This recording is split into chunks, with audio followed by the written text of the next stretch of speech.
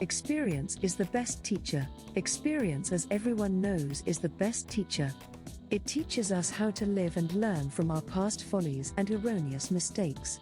Our qualification, fame, fortune, power and pelf are of no use when it comes to experience. It teaches us in the best way possible.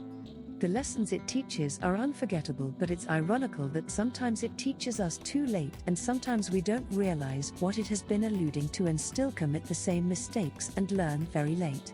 A man whose health is deteriorated by indulgences and vicious habits cannot recuperate the loss when health is lost. One cannot abstain from playing with fire unless he suffers from a detrimental loss. Once bitten, twice shy. One learns such things from experience that he is not apt to forget. He who touches pitch is defiled, but at the same time, it is also a truth that by mistakes we learn not to repeat them. By facing danger, we learn to be intrepid and undaunted. All these lessons are not unpleasant. An experienced man even sometimes can beat a well-qualified person because he has seen the ups and downs of life and how to tackle the different situations. In short, experience is what we are. It molds and shapes us and brings out our true acumen, potential and endurance.